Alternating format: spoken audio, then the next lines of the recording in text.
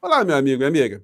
Pessoas como você e eu, neste ano de 2026, teremos desafios gigantescos e aumentaremos ainda mais a doação que nós fazemos todos os dias ao nosso país, à nossa pátria, ao nosso bem-estar enquanto nação, porque é isso que a gente faz quando a gente conversa com as pessoas, quando a gente tenta influenciar mudanças, quando a gente tenta esclarecer o que acontece em algumas situações. Todas essas maneiras de agir em sociedade são formas da gente ajudar a melhorar o nosso mundo. Mas nesse ano nós vamos ter que impulsionar, nós vamos ter que ajudar o presidente Lula a fazer uma campanha vigorosa para que a gente tenha uma grande transformação no Congresso Nacional. Ele vai ter que pegar essa bandeira, porque, gente, não é possível a gente ficar olhando essa degradação que a vida política do Brasil está passando por tanto tempo e achar que o jogo é assim mesmo, a gente tem que se dar como derrotado, né? A gente tem que ter uma contentação por estar numa espécie de minoria. E não pode ser assim, né, gente? Como o Flávio Rachadinho está cada vez mais se derretendo, né? Ele está se derretendo, não, ele está ficando pulverizado, ele está desmanchando, porque é muito difícil um criminoso que tem tantos crimes, tem tantas conexões criminosas, se sustentar numa campanha eleitoral. Eles agora vão tentar cada vez mais atacar pautas morais, colocando medo na sociedade. E aí nós vamos ter que ter muita sabedoria para lidar com essas histórias todas. Mas nada como a gente ter um espaço como esse nosso aqui, porque a gente desmascara alguns desses vigaristas, alguns desses criminosos, e expõe pelo menos para as pessoas que a gente conhece, né? Olha, você está pensando em dar seu voto para uma criatura como essa, saiba que ele é um corrupto, é um batedor de carteiras, é uma pessoa que acobertou assassinos, teve conexão com assassinos, com criminosos de todas as formas e ainda tentou tomar dinheiro ou tomou dinheiro de banqueiro corrupto. Enfim, aí a pessoa vai dizer, eu vou ficar com ele ou não vou ficar. Mas nós temos esse dever, né? E algumas pessoas estão se conscientizando, porque é muito difícil alguém se conectar além das conexões que tiveram com a figura do Sr. Jair Messias Presidiário, com seu filhote piorado, né? Parece até que essas criaturas, os filhos de Bolsonaro, eles escutavam o pai sempre contando para eles, né, a história do Ali Babá e os 40 ladrões. O Ali Babá era um lenhador, né? Chegou numa caverna, tinha lá 40 ladrões, aí fazia aquela frase, né? Dizia aquela frase, abra-te Sésamo, e a história você já conhece. Mas não vou falar desses ali, do Ali Babá da fábula, não. Tem os ladrões que estão aqui que merecem ser colocados dentro da caverna, né? E trancados lá dentro por um bom período. Vou conversar com vocês sobre o que está acontecendo, vou atualizar aqui algumas informações sobre as pesquisas de hoje, mas antes de mais nada é fundamental convidar você que chegou agora ao nosso portal, ainda não nos conhecia, para que, em primeiro lugar, você se inscreva e venha participar aqui do nosso portal. Compartilhe os nossos vídeos, se você gostar, dê seu joinha, mande seu comentário, porque essas práticas ajudam a gente a chegar a mais pessoas como você. Lembrando que no primeiro comentário tem um link do nosso canal de cortes, que eu sempre coloco vídeos mais curtinhos ali. Tem também o nosso clube de membros e o abaixo-assinado para você que entende que eu deva sair candidato mais à frente a deputado federal. Por enquanto eu sou pré-candidato. E a sua assinatura, a sua vinculação aqui, o seu crédito, né, o seu apoio, é fundamental no meio dessa história toda, tá? E lembrando também que nós temos um link para você entrar na vaquinha virtual aqui também desse processo todo, tá bom? Então, vamos seguir em frente aqui. Em primeiro lugar, gente, assessores de Flávio prevêem ligeira queda dele em Nova Quest. Isso aí eles já estavam prevendo já desde ontem, né? O que aconteceu? A figura deu uma caidinha, né? Não deu uma desabada, mas já é um prenúncio que a coisa vai descer mais ainda. Infelizmente vai chegar numa situação que ele não descerá mais porque tem uma parte da sociedade brasileira que ficou absolutamente adoecida. Existem várias razões para esse processo todo. Já comentei com vocês que os grandes veículos de comunicação tiveram uma responsabilidade gigantesca porque essa gente insana, eles funcionam para esses interesses econômicos de grandes grupos. Porque se essa gente insana de extrema-direita, eles ameaçassem o poder, ameaçassem o pagamento de juros que nós sofremos aqui no nosso país, ameaçassem as classes empresariais, os rentistas, os latifundiários, enfim, eles já estavam eliminados da vida pública há muito tempo.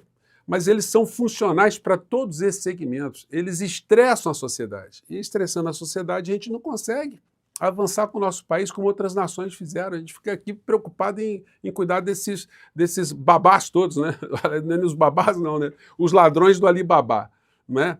O senhor Flávio Rachadinha, ele ficou de prestar contas dessa dinheirama que foi para o suposto filme do pai. Eu digo suposto porque esse filme não custou essa grana toda. Ele disse que ia prestar contas. Gente, olha, daqui a 3 dias ele tem que apresentar, se ele fosse uma pessoa de palavra, isso que ele falou aqui, ó. Coisas que foram os meus pedidos, tanto à produtora quanto ao fundo, né, que eles se organizassem para fazer uma prestação de contas a todo mundo, das despesas que foram feitas em função desse investimento no filme, de forma transparente em até 30 dias. Foi isso que eu pedi. E o meu outro pedido, o jurídico também concordou, o outro pedido é que assim que o filme começar a dar o resultado, o valor que foi aplicado no filme em função do investimento, por intermédio dessa... O dinheiro, já falei com vocês que esse dinheiro vai ser bloqueado, né? Ali do lado dele está o Rogério Marinho, que é o assessor econômico dele, né? Que parece a múmia paralítica, né? Aquele personagem do Agildo Ribeiro. Genial Quest, a maioria acha que Flávio sabia de corrupção e errou ao pedir dinheiro a Vorcaro. Gente, vejam só as pesquisas, quando elas são formuladas de uma forma mais envernizada, como elas acabam ajudando com que o bandido se normalize perante a sociedade enquanto bandido. Porque a pergunta, a formulação aqui está equivocada. A maioria acha que Flávio sabia de corrupção e errou ao pedir dinheiro. Olha só. Ele cometeu crime de corrupção? Ele se corrompeu? Foi um ato corrupto? É disso que se trata, não é um erro. Aí você acha que fulano, quando cometeu um latrocínio, um homicídio, ele errou? Pera aí, né, gente? Então é o seguinte, são formas de você jogar, assim, implicitamente que aquela conduta estava dentro de uma normalização, né, numa normalidade. Eu falei do Alibaba porque as pessoas precisam saber que os filhos do Bolsonaro se identificavam não com o Alibaba, né, mas com os 40 que estavam dentro da caverna lá. O que eles fazem sempre no Bahrein, gente? Isso tem que vir à tona. O senhor Flávio Rachadinha falou que ia mostrar os relatos todos, os documentos, registros do que foi gasto no filme lá fora. Ele não vai fazer isso, gente. E se apresentarem alguma coisa, certamente vão apresentar muitas coisas falsas, porque essa gente está roubando dinheiro. Não tem outra explicação. E é preciso a gente ter coragem de falar nisso. Aliás, sexta-feira eu vou fazer uma live aqui com vocês, vou trazer uma pessoa aqui, a pessoa que não é do nosso campo progressista, né? Mas é uma pessoa que no campo político hoje é uma pessoa que está na mesma direção que nós estamos, ou seja, fazendo enfrentamento a essas orcrins, essa quadrilha bolsonarista toda. Então, sexta-feira, 10 horas da manhã, eu vou confirmar com vocês o nome um pouquinho mais à frente, né? Mas fica aí já dado esse recado. Já comentei com vocês que o crime de corrupção, ele tem várias condutas que se encaixam no crime de corrupção. No caso aqui, solicitar ou receber para si ou para outra, indireta ou indiretamente, ainda que fora da função ou antes de assumi-la, em razão dela, vantagem devida ou aceitar promessa de tal vantagem. Muita gente do bolsonarismo está insistindo que o Flávio Bolsonaro foi pedir dinheiro para o bandido e não teve contrapartida nenhuma. Só que é um desconhecimento, ou a má-fé mesmo, né? Porque o comportamento do Flávio Bolsonaro já estava dentro da contrapartida, né? O fato de ele estar recebendo dinheiro já era a contrapartida daquilo que o Vorcaro já tinha recebido lá atrás. Então é sempre muito importante esclarecer isso. E aí vem as pautas morais que essa gente está jogando para tentar sair do assunto. Comissão da Câmara aprova a PEC que reduz a maioridade penal para 16 anos. Olha só, gente, isso vai bater no Supremo Tribunal Federal e não vai passar porque o Supremo vai entender que isso é cláusula pétrea, você diminuir direitos de pessoas aqui no nosso país. O entendimento certamente será isso. Agora, se houvesse boa-fé nessa história, lá dessa gente bandida do bolsonarismo, eles poderiam mudar o regime de menores em conflito com a lei que fossem classificados ali como atos violentos, ampliando o tempo de permanência dessas pessoas, né, dentro de instituições. O que resolveria o problema sem precisar passar por uma reforma constitucional, porque de fato existem comportamentos que não dá para a gente considerar ainda como comportamentos que cabem dentro do Estatuto da Criança e do Adolescente.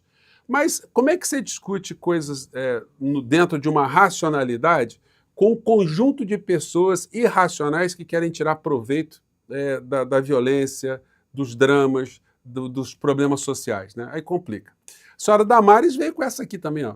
Sustação de normas sobre aborto em menor, vítima de estupro vai a plenário. Então, é o que eles estão jogando agora, uma série de pautas morais. Eu queria, daqui a pouco vai pintar mais coisas assim, gente. Polícia Federal vê tentativa de Vorcaro ganhar tempo com delação. PGR adota cautela e defesa avalia que há má vontade com propósito. Olha só, já comentei com vocês, o Vorcaro está desesperado, já vi outras notícias hoje aí. E é o seguinte, Vorcaro, se você não falar tudo que você sabe, se você não der com a língua nos dentes, se você não entregar para quem que você conversou, quem que você fez acordo, quem que você subornou, quem que você comprou, quais foram as histórias todas da Orcrim, você não vai ter benefício nenhum. Então, enfim, vai se acostumando aí. Olha, eu tô achando que teus advogados aí deviam contratar aí psicanalistas também, psiquiatras, né? E pessoas que já ficaram muito tempo na cadeia para te informar o que vai acontecer contigo.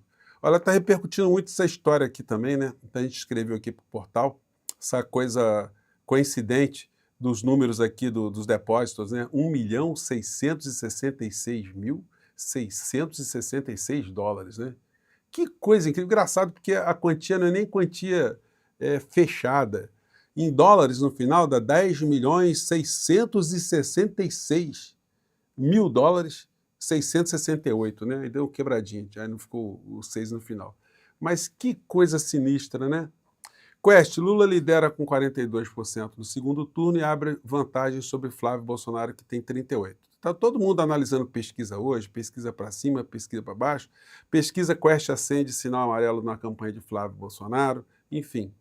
E eu chamei a atenção de vocês que o Flávio Bolsonaro ele tem uma aceitação muito baixa perante as mulheres. Apenas 24% das mulheres escolhem Flávio Bolsonaro.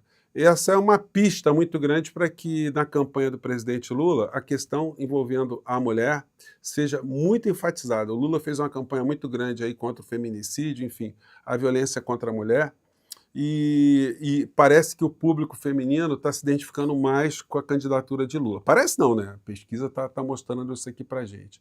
Mas tem coisas, gente, que nós não podemos abrir mão, não.